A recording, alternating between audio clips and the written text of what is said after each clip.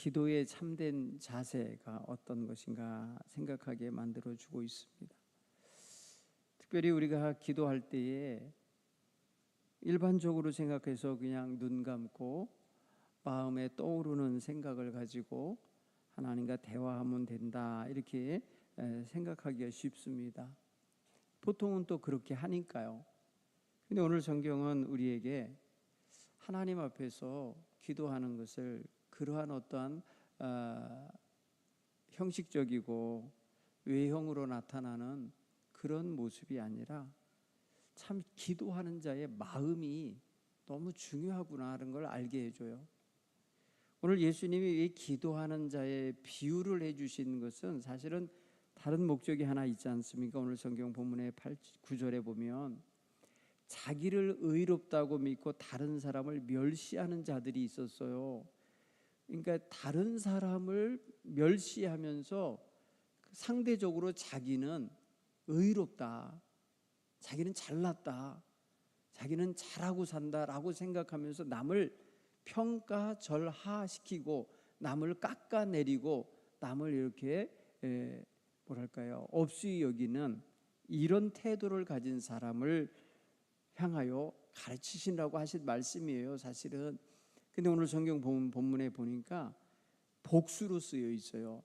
다른 사람을 멸시하는 자들에게. 그러니까 어느 특정 인물에게 한 말이 아니고 이렇게 다른 사람을 멸시하는 자들이 있었어요.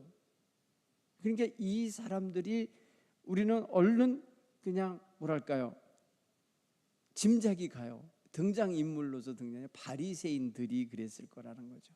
이게 예루살렘 성전에 들어와서 기도하는 사람 이야기로 설명을 하고 있는 걸 볼 때 예루살렘 공동체 내에 많은 지도자들급에 있는 사람들, 경건하다라고 자타가 인정하는 사람들 속에는 이렇게 하나님 보시기에 또 예수님 눈에조차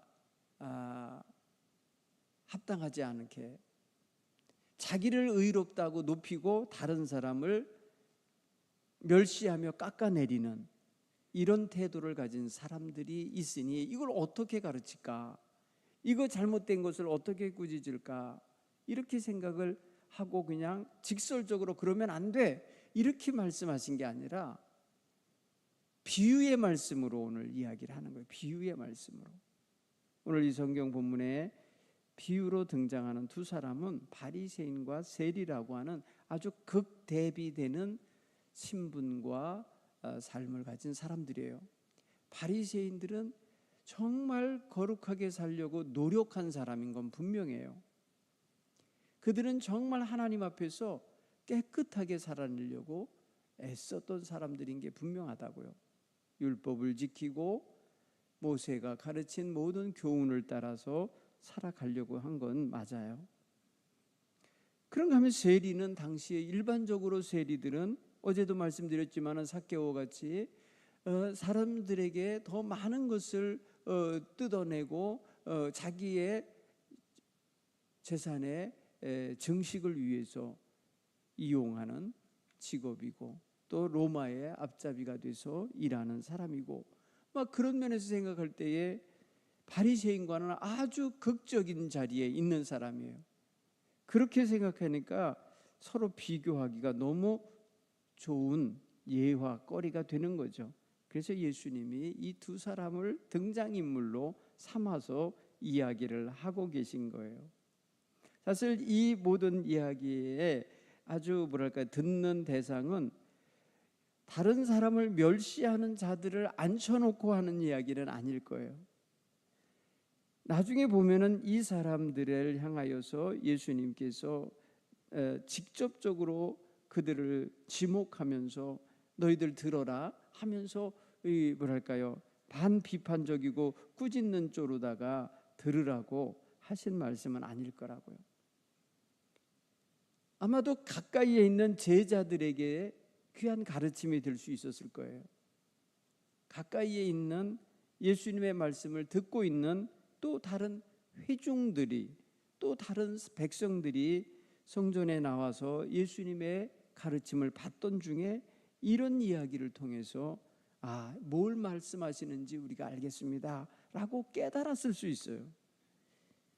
자, 오늘 성경은 우리는 예화만 가지고 여기에 비유로 들어있는 사람들만 보고 한번 생각해 보는 시간도 필요해요. 이거는 직접적으로 이런 사람이 정말 있었다고 표현한 것은 아닐 건데 비유로 말씀하신 거라 그랬잖아요. 그런데 자기를 의롭다고 믿고 다른 사람을 멸시하고 깎아내리는 사람은 현장에 있는 거예요. 현실에 있는 거예요. 그렇기 때문에 지금 이런 이야기로 가르침을 주고 계신데, 보통 자기를 의롭다고 믿고 남을 멸시하는 태도를 가진 사람은 어떤 특징이 있을까요? 이 사람의 특징을 가만히 보면은 자기 중심적인 태도가 있을 거예요. 자기 중심적인 의로운 기준이 있을 거예요. 자기 중심적 의의 기준. 자기가 생각하기에 이거는 의로운 거야, 이렇게 해야 의로워, 이렇게 사는 게 바른 거야 라고 하는 기준표가 있는 사람이에요. 그래서 자기 스스로가 하나님 앞에서 자기를 의롭다고 확신하면서 살아가기에 이 사람은 자신의 행위나 자신의 도덕적인 기준을 절대적인 거로 여기는 거고, 그것으로 인해서 다른 사람도 그 잣대로 그 기준표에 맞춰서 보게 되기 때문에 쉽게 다른 사람을 평가하는 잣대를 사용하는 거예요. 자신은 괜찮다고 생각했던 거, 자신은 잘한다고 생각하는 거, 자신은 이만하면 됐다라고 하는 그런 기준표를 가지고 사람을 생각해 다른 사람을 평가하는 그런 모습이 있으니까 결국은 자기는 괜찮다고 생각하기 때문에 자기는 회개할 것도 없고 잘 사는 거야, 그냥 한마디로 이렇게 생각하게 되는 거예요. 여러분, 보통 보면은 자기가 건강하다 생각하고 자기가 모든 것 자신감 있다 생각하고 나는 모든 경험은 있으니까 자신만만해 라고 하는 사람들도 있지만은, 보통은 그것이 기준이 돼서 딴 사람은 이렇게 못하냐, 너 왜 이걸 못하고 있어, 이렇게 하면서 다른 사람의 행동까지도 침범해서 평가하고 자기 기준에 맞추려고 하는 경향이 있죠. 여러분, 이거 우리가 조심해야 돼요. 오늘날 교회 내에서 율법적인 잣대를 가지고 이래야만 합니다라고 남을 정죄하듯이 말하고 다른 사람에게 그런 기준을 들이대면서 그렇게 하라고 강조할 때 얼마나 불편함이 나오고 얼마나 사람들이 싫어하는지 알아야 돼요. 물론 남이 싫어한다 하여서 옳은 걸 가르치지 말라는 뜻은 아니에요. 가르치는 자세가 달라야 된다는 거예요. 겸손함이 있어야 되는 거예요. 겸손함이, 정죄함이 아니라 겸손함이. 자기를 의롭다고 보는 사람은 교만한 거예요. 어떻게 감히 하나님 앞에 자기를 의롭다고 내세울 수 있겠어요? 겸손하게 부드럽게 다른 사람을 선한 방향으로 이끌어 가려면 그 선한 리더십, 우리가 선한 영향력, 이게 굉장히 중요한 거예요. 그러려고 하면은 기본적으로 뭐냐면 다른 사람을 멸시하는 태도나 정죄하는 태도, 남의 부족함이나 실수를 자꾸 끄집어내고 긁어내는 태도, 은근히 노골적으로 멸시하는 태도, 이런 것들이 사라져야 돼요. 나는 저 사람보다 좋아, 나는 저 사람보다 나아, 이런 태도가 자꾸 노골적으로 표현되고 다른 사람을 죄인 취급하는 거, 이거 옳지 않은 태도라는 거죠. 오늘 성경은 그거예요. 바리새인이 바로 주로 이렇게 했다는 거예요. 여러분, 바리새인들이 예수님의 제자들이 손 씻지 않고 밥 먹었다고, 손을 씻지 않고 밥을 먹은 거에 대해서 얼마나 비난을 했습니까? 그렇죠?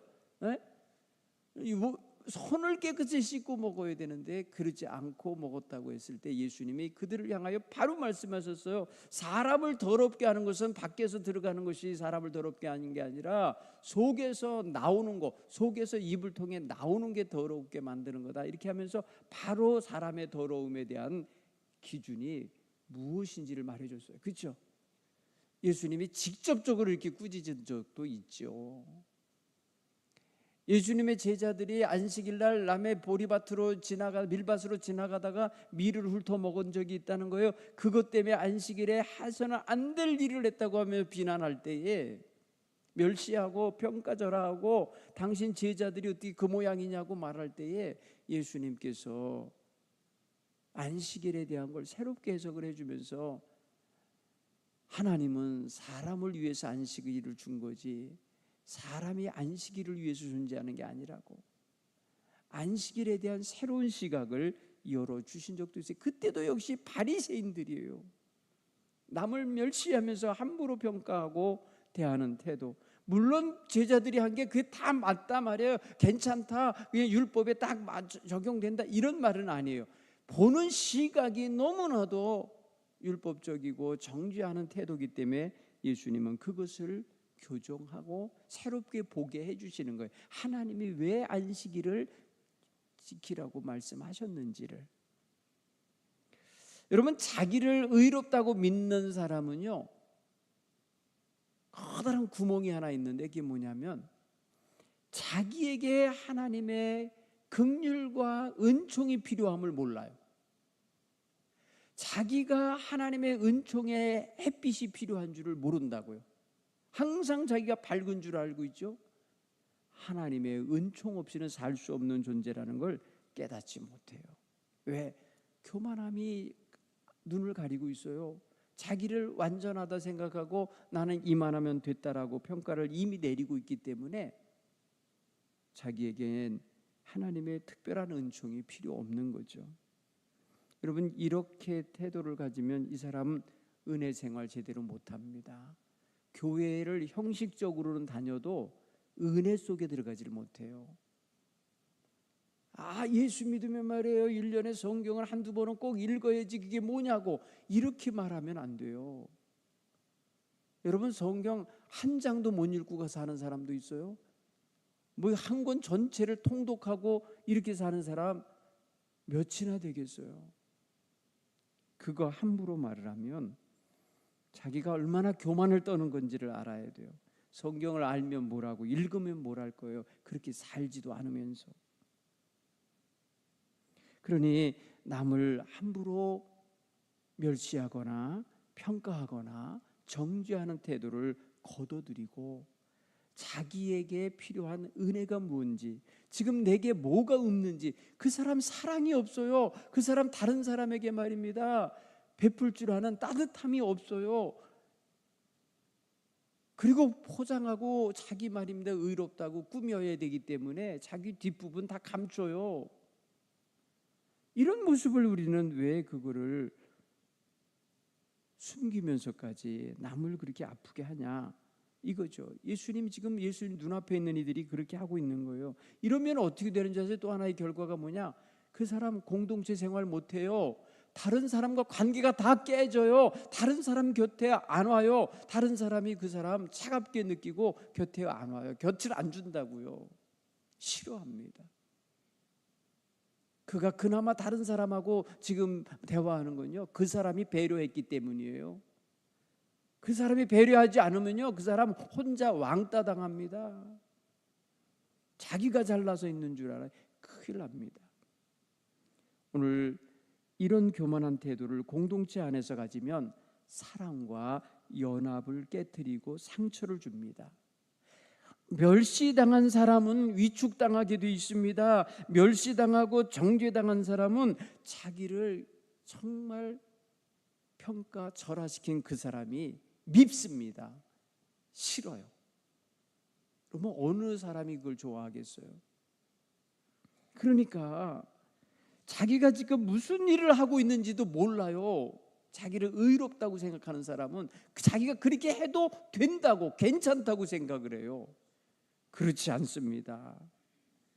우리는 하나님의 뜻에서 어긋나고 하나님이 원하시는 마음이 그 마음에 가득해야 되는데 그렇지 못한 것임을 발견해야 돼요. 하나님은 사실 뭘 원하십니까? 시편 51편에 보면 하나님이 원하시는 건 진실한 마음이고요, 상한 심령이에요. 겸손함이에요. 그래서 교만한 자는 물리치시고 겸손한 자에게 은혜를 더하시는 분이 하나님이셔요. 하나님은 뭐 잘났다고 의롭다고 치능하는 그런 마음이 아니라 통회하고 자복하는 상한 심령을 원하시는 거예요. 오늘 우리가 이걸 회복해야 돼요. 우리가 우리 주님 상한 심령을 갖는 자가 되어야 다른 사람을 함부로 멸시하고 폄하하고 평가하는 일이 없어요. 자기는 그렇게 해도 된다고 생각을 하면 엄청나게 모르는 거예요. 바본 거예요. 무지한 거예요. 자기는 그래도 된다고 생각해요? 천만의 말씀이에요. 그럴 수 없어요. 예수님은 그런 사람들에게 화 있을진저 경고했어요. 스스로 의롭다 여기고 손가락 하나 움직이지 아니하고 자기가 문을 앞에 서 있고 다른 사람 들어가려는 사람마저도 가로막고 못 들어가게 하는 자로 취급했고요. 회칠한 무덤이라고 말했어요. 왜 그렇습니까? 자기를 못 보기 때문에. 자기 속에 썩는 시체 송장이 있는데 겉으로 회발라갖고 멋진 겉으로 보이는 무덤, 회칠한 무덤이 되고 있다는 거예요. 속에는 썩는 송장이 있는데. 여러분, 오늘 우리는 이 부분을 우리 자신에게 보는 눈으로 얼른 가지고 와야 돼요. 예수님은 이런 사람들이 많이 있는 걸 보면서 그들을 들으라고 두 사람의 기도하는 장면을 비유로 말씀하시는 거예요.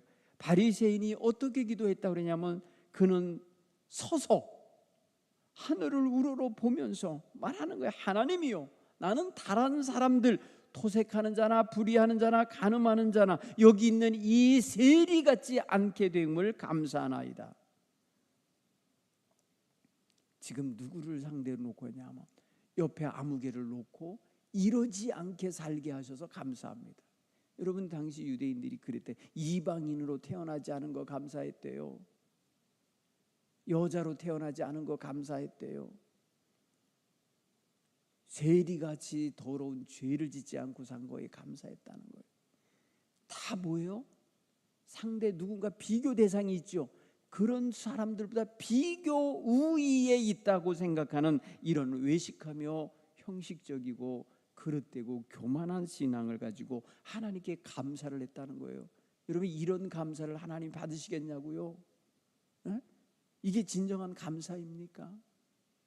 오늘 우리는 그런 면에 있어서 바리새인의 모습을 갖기보다 오늘 죄인인 세리가 뭐라고 그랬다는 거예요? 세리는 멀리 서서 감히 눈을 들어 하늘을 쳐다보지 못하고 다만 가슴을 치며 하나님이여 불쌍히 여기소서, 나는 죄인이로소이다. 여기 불쌍히 여기소서라는 말은 내게 긍휼을 베푸소서, 내게 자비를 베푸소서, 나는 형편없이 부족한 죄인입니다, 이거예요. 나는 정말 가진 것이 없는 가난뱅이 같은 죄인입니다, 이거예요. 자기가 텅 비어있는, 주님 앞에 내어드릴 것이 없는, 주님 앞에 내가 정말 드러낼 것이 없는 그런 죄인임을 고백하는 마음이죠. 참 겸손한 마음인 거예요. 예수님은 분명히 대답을 해주셔요. 예수님 가까이에 있는 것처럼 말씀하신 거예요. 이 죄인, 이 사람이 의롭다함을 받고 돌아갔다는 거예요. 이 사람이, 이 나중 말한 사람, 여러분 이 성경에서 이야기할 때에 이 사람 저 사람 할 때에요, 이 사람 여기 가까이에 있는 것처럼 느낄 때 쓰는 지시대명사잖아요. 이 사람 저 사람, 그럴 땐 좀 멀리 있는 사람. 그랬을 때는 먼저 이야기한 사람은 저 사람이고 나중 이야기한 사람이 이 사람이 되는 거예요. 그러니까 먼저 이야기한 게 누구였어요? 바리새인 이야기를 먼저 하셨잖아요. 그건 저 사람인 거고, 지금 나중 이야기한 사람이 누구예요? 스스로 나는 죄인입니다라고 불쌍히 여겨달라고 말한 세리예요. 그래서 오늘 성경의 본문의 말씀에 보면 이 사람이 의롭다 하심을 받고 갔다라고 할 때에 저 바리새인이 아니고, 저 사람 바리새인이 아니고 이 사람 죄인이라 말한 세리가 의롭다 하심을 받고 갔다는 그런 의미예요. 두 사람을 비교했잖아요. 지금 뭐 세 사람 네 사람을 놓고 한 게 아니기 때문에 금방 드러나는 거예요. 저 바리새인이 아니고 이 사람, 곧 뭐예요? 나는 죄인이로소이다 한 사람이 도리어 하나님께 의롭다 하심을 받고 갔다. 이렇게 얘기를 하죠. 이 이야기 속에서 지금 하나님 앞에서 의롭다함을 받는 게 기준인 거예요. 자기 스스로가 의롭다고 말하는 게 중요한 게 아닌 거예요. 지금 예수님의 시각을 지금 어디로 가지고 갔습니까? 판단의 기준이 어디에 있습니까? 누구에게 있습니까? 하나님께 있다 이거예요. 하나님 보시기에 의로운 자가 의로운 거지, 자기 스스로 의롭다 생각하는 자가 의로운 게 아니라는 거예요. 그래서 하나님 앞에 의롭다라고 인정을 받은 자가 바로 나는 죄인입니다, 나에게 불쌍히 여기는 긍휼하심을 주시옵소서, 이렇게 구한 자, 겸손히 자기를 들여다본 자예요. 여러분, 이게 필요한 거예요. 오늘 우리는 이 사순절에 꼭 가져야 할 주님의 십자가 앞으로 다가가는 마음 따라서 해볼 거예요. 자신의 죄를 깊이 돌아보자. 자신을 깊이 돌아보며 자기의 죄를 회개하는 자세가 이 사순절에 우리에게 꼭 있어야 할 자세입니다. 여러분, 예수님께서 십자가에 못 박혀 죽으시던 날, 예수님이 십자가에 못 박혀 죽는 광경을 보면서 사람들이 퇴퇴 침을 뱉으며 지나갔다는 거예요. 죄인이라고 멸시하며 지나갔다고 그래요. 손가락질하며 지나갔다고 그래요. 자기가 하나님의 아들이라고 말했던 자가 저 사람이야 뭐 하면서 비난했다. 지금 자기들을 위해서 죽고 계신 예수님, 죄인을 위해서 죄 없는 분이 돌아가시고 계신 그 광경에서 그렇게 말했다는 거예요. 오늘 그 이사야가 예언한 말씀 있잖아요. 이사야 53장의 고난의 종의 노래에서 그가 찔림은 우리의 허물을 인하며 그가 채찍을 맞으면 우리의 죄로 인함이라고 말씀하는 그 장면과 연결되는 거예요. 여러분, 예수님에게 대해서조차도 그렇게 폄하하고 그렇게 정죄하고 그렇게 깎아내리고 그렇게 멸시했다는 거죠. 멸시를 당하셨다는 거예요, 예수님이. 그러니까 예수님이 지금요, 이 세리와 예수님이 어떤 느낌이 들겠어요? 이 세리를 대하여 말할 때 세리를 멸시했잖아, 당시 사회가. 그래서 멸시받고 소외되고 죄인 취급당하여 가까이 오지 못하는 이들을 예수님은 영접하시고 그들을 대하시며 그들과 함께 식사도 하시고 대화도 하셨다는 거예요. 이게 당시의 종교 지도자들의 눈에는 거슬렸어요. 이게 정말 있어서는 안 될 일이라고 여긴 거예요. 그래서 삭개오의 집에 들어갈 때도 저가 지금 죄인의 집에 들어간다고 정죄하고 지금 뒤에서 평가하고 멸시하는 거예요. 오늘 우리가 성전에 들어와서 기도하면서도 이랬다는 거예요. 지금 바리새인이 지금 어디 와 있습니까? 와 있는 자리가 성전에 올라와 있는 거예요. 성전 안에서 벌어지는 일이에요. 경건하다고 하면서 하나님을 상대하며 대화하고 있는 중에 그런 거예요. 대화 내용이 그거예요. 기가 막히잖아요. 여러분, 우리 신앙인들에게 있어 기도는요, 꽃이에요. 꽃. 저는 꽃이라고 봐져요. 삶이 열매라고 한다면 기도는 꽃과 같은데, 꽃이 여러분 수정이 돼야 돼요. 꽃은 수분이 돼야 된단 말이에요. 암술과 수술이 만나져서 거기에 결실하는 씨앗이 맺혀져야 나중에 열매가 나오거든요. 우리의 기도가 하나님께 받아들여져야 돼요. 하나님께 올라가져야 돼요. 하나님이 들으시고 하나님이 받으시고 하나님이 기억하시고 하나님이 응답하는 기도여야 돼요.